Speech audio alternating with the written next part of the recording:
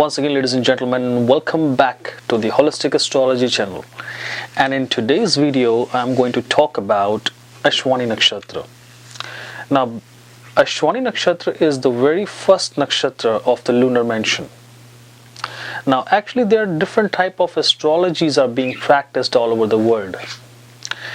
And everybody has their own way to predict the things, to find out the reality of the horoscope. But the nakshatra system of prediction is one of the oldest form of predictions, one of the oldest form of astrologies, because in the older times, when there were no modern astrology concepts, our sages used nakshatra to make precise predictions. So in other words, I can say the nakshatra is one of the finest way of predicting in a horoscope. So in today's video, we'll be discussing about Ashwini Nakshatra. Now, first of all, what is Ashwini Nakshatra? What does the mean of Ashwini Nakshatra? Ashwini means the person who trains the horses, who tames the horses, who knows how to get the work done out of a horse, how to control the energy of the horse, how to control the power of a horse, how to control the aggressiveness of a horse. That's what means the tamer of the horse is Ashwini. Okay. Now these people are very much special in the whole series of nakshatras. Now let's first of all discuss that some basic things about this nakshatra. That this nakshatra is in the Aries. One more special thing about this Ashwini people is that this nakshatra is directly related to the past life experiences. So this nakshatra gives a person soul a hope of new upcoming things along with some past life experiences also. And now the most important thing which we cannot miss is the deity. Deity is the deva of this nakshatra. The deva of this nakshatra is Ashwini Kumar, the twins. Now these twins are born from sun god, the Surya Devta, and the mother name is Sanjana or Sarayana. So this is the basically the family configuration that whom they belong to. But the deity is known for its healing powers. The Ashwini Nakshatra is known as the administrator of all kind of medicines and healing therapies, especially herbal medicines. These people are mostly like to be connected to the nature, herbal things. Now this nakshatra is a dual faced, that means twins. So it is like two faces of a same coin. In other words, they make a bridge or they make an interconnection. Now for any nakshatra, to understand the core essence of the nakshatra, we need to know the mythological story behind it. If we know the story, if we know the real thing what happened which made this nakshatra came up in the light, that's the point where we can easily predict the things in the chart. That helps to make a base of your prediction. So the sun god also changed its form into a male horse, and he started living with the Sanjana, the female horse, and from there they produced baby, which was named as Ashwini Kumars. They produced twins, and that's why if you see the picture of the Ashwini Kumars, they look like a horse faced, because they were produced from the horse generation, but they were actually belonging to the sun god and Sanjana. So what do we learn from this story? What do we learn from this mythological story? That there is a true love, there is a sense of sacrifice, there is a sense of forgiveness in these people. So the true love is all about forgiving, not taking. It's all about giving. That's what these people are about. These people are very dedicated people. Once they start loving you, they love you passionately, because they are totally dedicated to their lovers, to their partners. They know how to do sacrifices. For them, no sacrifice is a big sacrifice for their love, for their patience. So you see in this story also that the strong desire of Sanjana brought her husband back, and the desires are related to the horses. and so Ashwini Nakshatra. So in other words, the Ashwini Nakshatra are very desireful people. Now, we're going to talk about some astrology stuff now. I mean, the planets and all that stuff. So planet. What planet is related to Ashwini Nakshatra? The ruling planet of Ashwini Nakshatra is Ketu. Ketu is also called the South Node. It is also called the tail of the dragon, according to the Chinese mythology. Now, Ketu is a malefic planet in general, but it is also a spiritual planet. It brings the spirituality. It pushes you towards the moksha, the enlightenment. Never ever ignore this thing that Ketu, besides being malefic, it also gives you moksha. It also helps you to move towards enlightenment. And a very beautiful concept from the Chinese mythology that the tail of the dragon is Ketu. Now, what is the tail? Tail is the last part of the body which is used to emit the leftover things from the body. So it is actually the digested karma coming out as a result through the tail in the Ketu. So that's what there is. These people bring the past life karma, digested karma, into this life, and they explore the new experiences, taking the help of their past life experiences, using their past life experiences. So that's the beauty of this nakshatra. That's the beauty of the Ketu planet. Now these people are reborn to untangle the mystery of the past life, because these people have a lot of leftover karmas from the last birth. So in this birth, they try to untangle all those different threads, which thread to pull, that thread to pull, so they can see the truth. These people, Ashwini people, have a specific nature.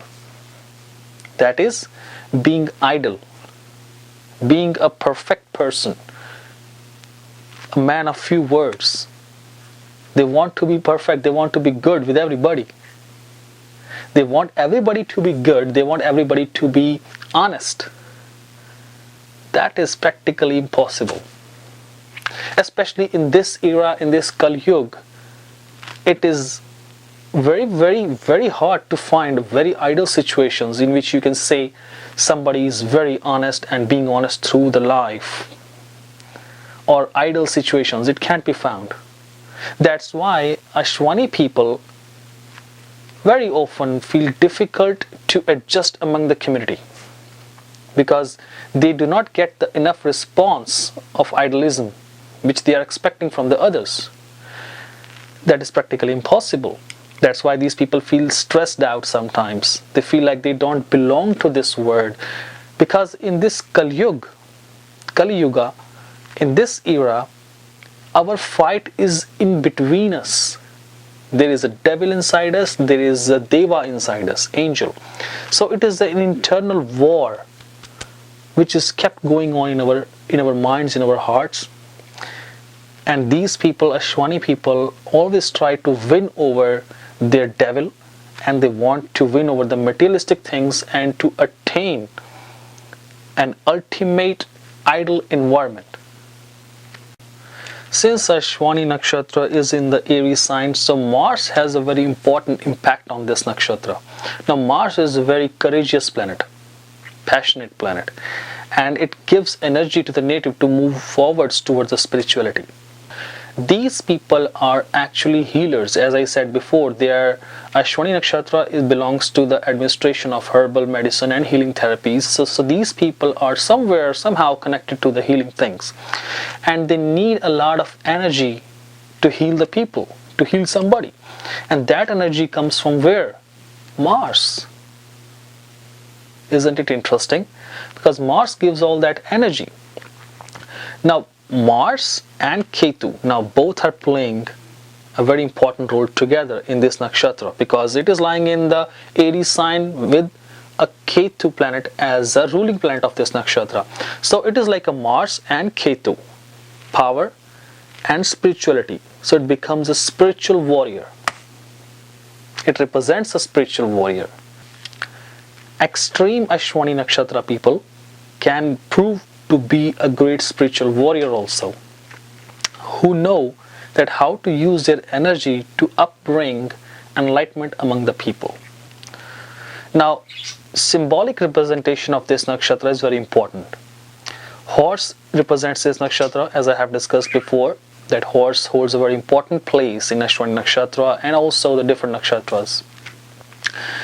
Another thing is the ears of the horse and the frisk nature of the horse. Now, what is a frisk nature? Frisk nature means to run fast from one place to another place and keep running, jogging. This is a frisk nature.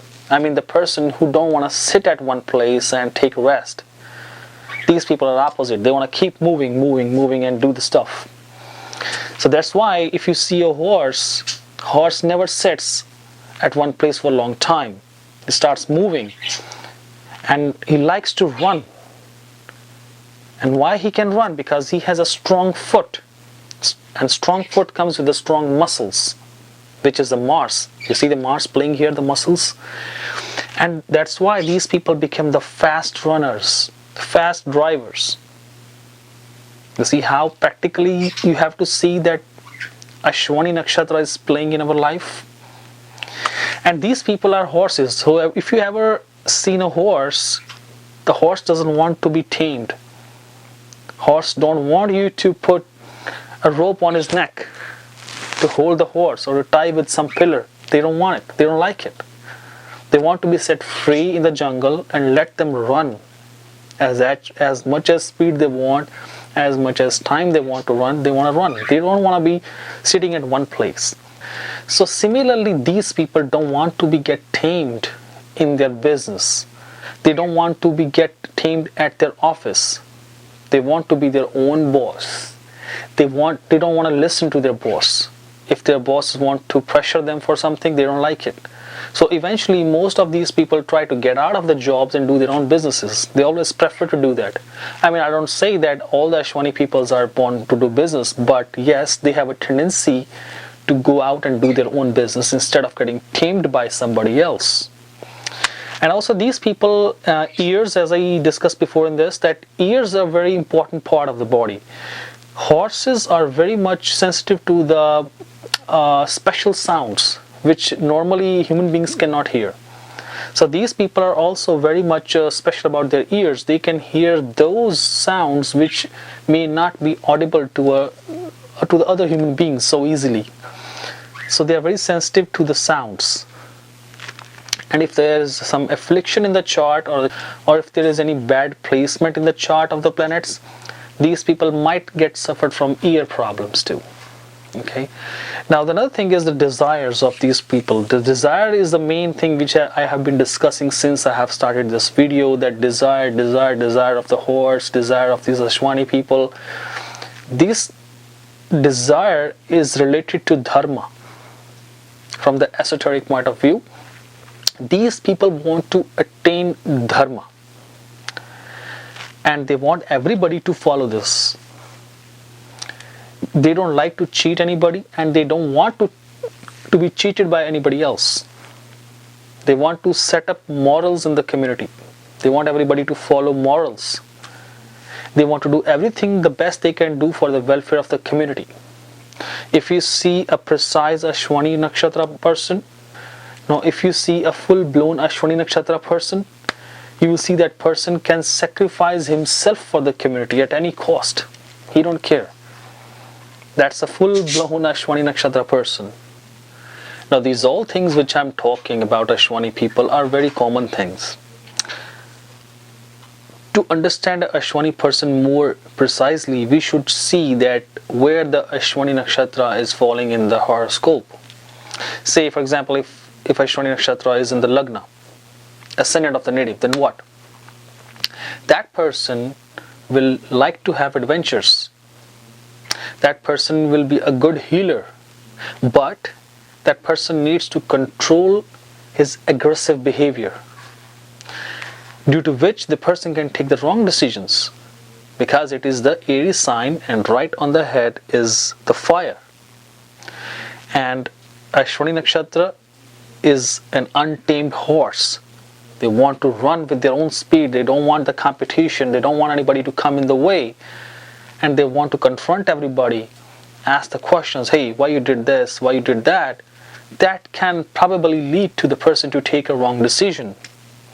So these people should take care for this. Otherwise, these people are very good at taking adventures, doing the risky jobs, drivers and all that stuff, and a good healer too. Now, if the nakshatra is placed in the sun, if the sun is in this related to this Ashwini Nakshatra, then what? Sun is exalted here. Now, what if moon is in Ashwini Nakshatra? Moon is mind, and now it is working inside, in your mind. Now the person becomes more aggressive in the mind, more aggressive thoughts. This person is a fast mover, frisk nature, as I told you, but here is more prominent. That person cannot sit at one place and do anything with the mind focused on one thing. Okay, so you see here, Ashwini is playing, Ashwini Nakshatra rule is playing that he cannot sit at one place because he's a horse. He want to run at different places. He want to go here, he want to go there. So these people have different interests. Their mind is waving in different directions, and they have a control on that too. But if the mood is afflicted, they will become the jacks of all trades and master of none. And these people needs appreciation. If you do not appreciate a person with the moon in Ashwini Nakshatra, that person will start losing the interest in the work and eventually get bored of this thing. He will try to find something else new, and leaving the one behind which is incomplete. We need to keep motivating the people with moon in Ashwini Nakshatra to complete a task and then move forward to the next. With that, you can harness their best possible powers. Now Mars, what if Mars is in the Ashwini Nakshatra? Mars is here, is an own sign. So the person will be very happy natured. Mars is very happy here, Ashwini is very happy here. So they're all very good setting, very good setup. These people are very good natured people. These people are very much good at planning and moving forward to execute that plan. They know how to do step by step. That's a special quality about Mars. And now Mercury. Mercury is all about intellectual thinking, intellectual mind. And being in a fiery sign, that become aggressive intellect. These people have ideas. Okay, but if the Mercury is afflicted in the chart, these people can be the worst idea makers. Their ideas can go in the wrong direction if they are not controlled. These people can bring the negative revolution. I'm not saying against those people who have Mercury in Ashwini Nakshatra. No, there could be some other possible good yogas in the chart which are making you take right decisions. But precisely if we talk about Mercury here, it is good. But if it is afflicted badly, these people can bring a revolution with their intellectual thinking, but it can be on the negative side. Now if there's Jupiter connected to the Ashwini Nakshatra, then what happens? Jupiter loves to be here because Jupiter is all about healing the humanity, spreading the knowledge and wisdom. So Jupiter feels like home. Jupiter feels good. And these people like to teach people, they like to advise the other people for their welfare. Now if Venus is in Ashwini Nakshatra, then it's not so good, because even these natives get balanced after some time of their life, but they need to do some important sacrifices in their life to keep their relationship in harmony.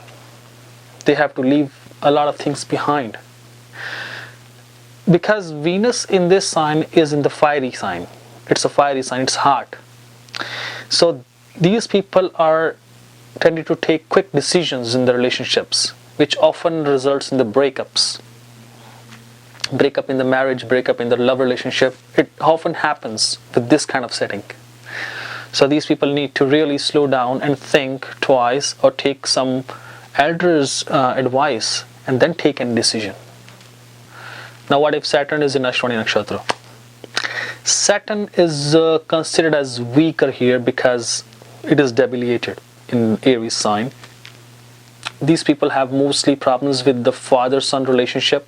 They may not have that harmonious relationship with their father unless until they have a good ninth house or some of the factors. The karka of the father is good, then it can be okay, but otherwise it represents troublesome relationship with the father. Now these people also become frustrated nature. They are not able to take the right decision because they are all the time frustrated with their Saturn darkness and the fire of the Mars, so they are always confused. They keep taking the wrong decisions and they become aggressive unless until they find a right guru in their life who can calm them down and teach them that how to control their desires. Because Saturn is not happy in the sign. Now you can take the reference of the story of sun god and the Sanjana and the Saturn. Saturn got the step treatment from his father, and that's why he don't like to be in the sign of Aries, because Aries is the exalted sign of sun, where the sun is the most powerful. So when the Saturn comes there, he tries to put him down and create the problems in the mind of a person and tends the person to take the wrong decisions, become aggressive, and keep doing the same stuff again and again until he finds a guru. Now what if Rahu and Ketu are in the Ashwini Nakshatra?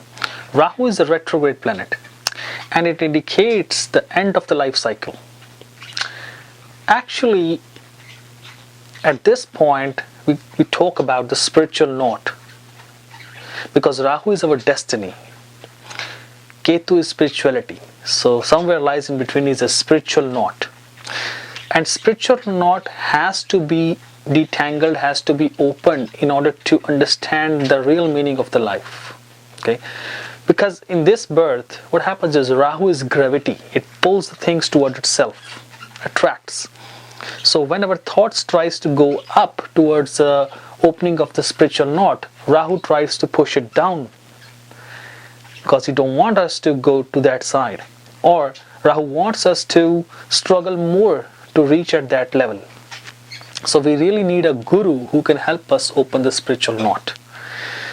And it is very important to understand the purpose of our soul of this life. Now, the important thing which is closing to this video, I would say the Padas. The Padas is the charans, which we use another word for it. Charan, Pada is the same thing, or you can say the steps of the nakshatra. There are 4 Padas, 4 levels of the nakshatras. The first is Aries. The first 0 degree of the Aries to 3 degree and 20 minutes, that particular area of Aries is the first Pada, the first Navamsha of Aries. Now in that Navamsha, if the planet is present, falls in this first Navamsha, then it is very good, because it is very nice, because it is full of potential. Sun and Saturn are both good here. Why Saturn? Sun is okay, everybody understand that it is Aries sign, so it is exalted sign for the sun, so it is good. But why Saturn? Saturn is good here because Saturn becomes Vargottama, and when it is Vargottama, it starts producing good results. So that's a secret thing I just revealed, so just write it down on the side, it will help you. Now another thing is Taurus. The next Pada is Taurus. It starts from 3 degree 20 minutes to 6 degree 40 minutes of the Aries sign, and here the moon is very happy because this sign is the exalted sign of the moon, so of course the moon will be happy here. That feels like home. And Rahu is also good here. Rahu feels exalted, but Ketu is not happy. Ketu feels debilitated. Ketu gives a feeling of a guilt. It makes you feel that, hey, you're not supposed to enjoy this party because you have some unfinished things in the past. You got to finish them first. You're not supposed to enjoy. In order to move towards enlightenment, you got to forget enjoyment and start doing your pending work, pending karma. So these people often feel like as a feel of guilt, that why am I enjoying my life? In the case of Ketu, But with the moon in this, they are very happy. They want to live the life full. The third is the Gemini Pada. Gemini Pada starts from 6 degree 40 minutes and goes all the way to 10 degrees of Aries sign. This is the third Navamsha, and this is being known for its intellectual thinking, intellectual powers, ideas, intimacy in two peoples. Usually this Pada is considered as neutral Pada because every planet is okay here. Nothing exaltation, no debilation. So it is okay, this Pada. In fact, they have a special touch of sexuality in this Pada. And then next is the last Pada is the Cancer Pada, which starts from 10 degrees Aries and goes all the way up to 13 degrees and 20 minutes. This is the fourth Navamsha. Well, in this Navamsha, being a Cancer sign, Moon is happy here because Moon feels like home again. Moon is happy in its own sign. And the person becomes very good at behavior, cool mind, balanced thoughts. But if Mars is here, it is vice versa, because Mars is debilitated in Cancer sign. It doesn't feel happy here. So what the Mars does is he gives the person, he puts the person into too much emotional tides and drags away from the real thing. The person doesn't take a right decision. He feels like lost. He feels like ignored by everybody. That's what happens. But Jupiter is very happy here. Jupiter feels like home because it is exalted sign of Jupiter. So the person becomes more knowledgeable, tries to help the community, tries to spread the knowledge, wisdom, spirituality, dharma, all that thing the person likes to do here. Well, we just spoke about all the Padas and the mythological stories, but there's another important thing which cannot be missed. That is the holistic perspective of this nakshatra, an Ayurvedic view, which is very important to understand. Now, holistic perspective. This nakshatra, from the holistic perspective, is connected to our Manipura chakra, which is called the solar plexus chakra. Solar plexus chakra is ruled by Mars. Since this nakshatra is ruled by Ketu and in the sign of Aries, which is controlled by Mars, Mars and Ketu are together here. So in other words, in astrology, we also say that Ketu acts like Mars. Okay, or Mars can control Ketu. So they both are working here on the Manipura chakra, on the solar plexus chakra. So if we balance this chakra, if we keep this chakra in balance by reciting the Bij mantra, which is Ram, R-A-M, keep reciting it, then it will bring your Manipura chakra, solar plexus chakra into harmony, into balance, and you can harness the energy out of it. So Mars is here, is giving the energy from the Manipura chakra to take an action, and Ketu is a sense of unsatisfaction that yes, I gotta do this, so take action. So both are working together. And from the Ayurvedic point of view, I would say that this nakshatra is a Vata Karak, airy. So Vat is what? Vat is air, communication, intellect. So the information is in the air. So it directly affect our stress levels, our thoughts. So if you're thinking too much, these people can be prone to the stress, higher stress levels. So I would rather recommend these people to go for yogas.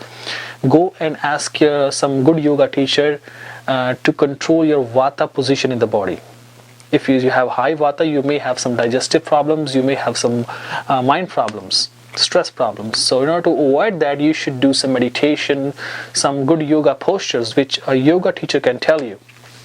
Well, that's what my advice for you. I hope you like this video. Well, one more thing, if you can Google it after doing this, watching this video, Queen Elizabeth II from England, Leonardo da Vinci, and Robert F. Kennedy. There are some names here who were born in Ashwini Nakshatra. So you can Google them and read about their life story. You will clearly see the Ashwini Nakshatra playing in the background. So this is just a reference, I give it to you. And my friends, thank you for watching again this channel. I hope you like this video. Keep sharing this video with all the people. So the myth about the Ashwini Nakshatra should be taken off. I mean, the people should know the reality of the Ashwini Nakshatra. And also, if you like my channel, please hit subscribe and tell your friends and family members to join this channel, the Holistic Astrology channel. And also, if you want to know more about your birth chart, that what your birth chart is all about, what are the hidden powers in your birth chart, what's the secret in your birth chart, what's the purpose of your soul, a lot more questions everybody has in their mind. So just follow the link and take a consultation from www.holisticastrologychannel.com. So you can go and log on to the store and get a consultation today, and it might help you change your life. So thanks again for watching my video. Take care. See ya. Bye.